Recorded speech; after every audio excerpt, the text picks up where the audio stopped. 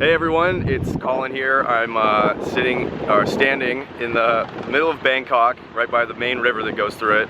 And so I just got done seeing this temple with the reclining Buddha statue that was like the 600-foot long, massive statue. Maybe it was 300. I don't know. It was really big.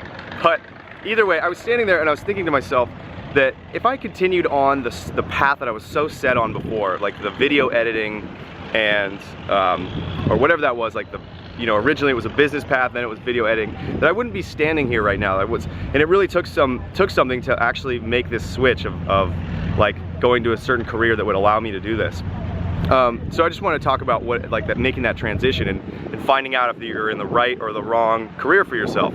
So the first one is the first step, I guess, is to be open but not necessarily give up. So I was very set on video editing. I was dead set. I was like, this is what I'm passionate about, passion is everything. But then I finally, before I made this transition, I was able to actually just entertain the idea that this might not be, even if I was passionate about it, it might not be the best career path for myself.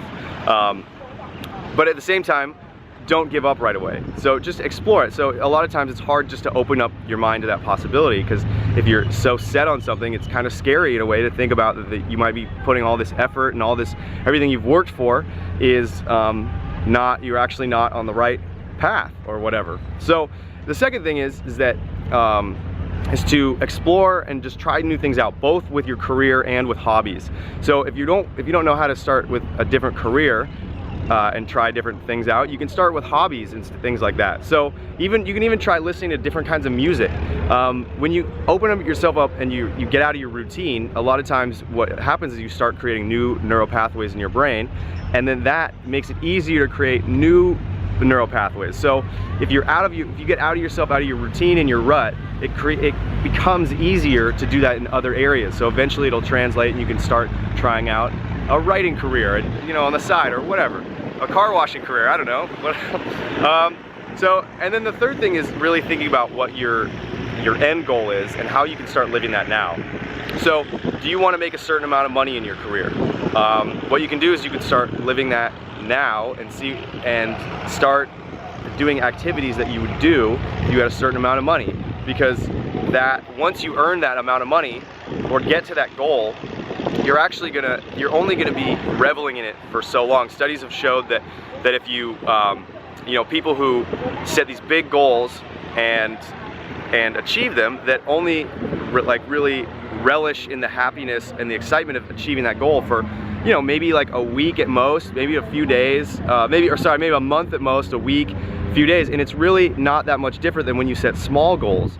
So what is your end goal and how can you live that now, and what are you going to want to start doing after that goal, and start thinking about that. So like, what position do you want to make? Do you want to become CEO of the company? So can you start acting like that now? I know in making decisions, I mean, obviously you can't run the show, but you can actually make a bigger influence on your business than perhaps you've been making an influence. So I really wanted to be making movie trailers, and so but then I thought, okay, that's my career end goal, but how can I also, but then I thought, okay, once I'm at that end goal, I also want to be making personal development, like writing and communicating and speaking and things like that. So then I started thinking, oh, maybe that there will be something after that end goal. Okay, and then lastly, I know our fourth is, I know I've talked about ideal lifestyle before, and so start doing what makes you happy now. Stop waiting until you're gonna get there. There's not really gonna be a someday.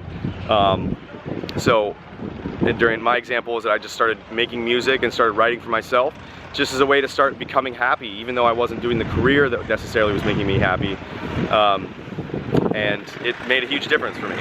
So lastly, what are you gonna do when you're at your goal? I've kind of touched on this before, but I said, like, once I realized I was gonna be a video editor, then I would realize that I'd wanna travel and, I could be a freelance video editor, but then I realized that I'd wanna be having more time to spend communicating personal development and speaking and writing and kind of being an entrepreneur on my own. And with video editing, when I really took a look at it, I realized that career path wasn't gonna give a lot of time, and the return on investment wasn't gonna be that great. I wasn't gonna be able to get to that spot for a very long time to actually have the time to do what my even bigger end goal would be. So think about what you're gonna do when you land at your end goal, because you're only gonna be, like I said before, you're only gonna be enjoying it for so long, and then our minds just continue looking for more. I mean, you're gonna wanna keep expanding and keep growing. So anyway, I hope this helps, and I'll keep you posted on my travels here in wonderful Bangkok in Thailand. Anyway, take care.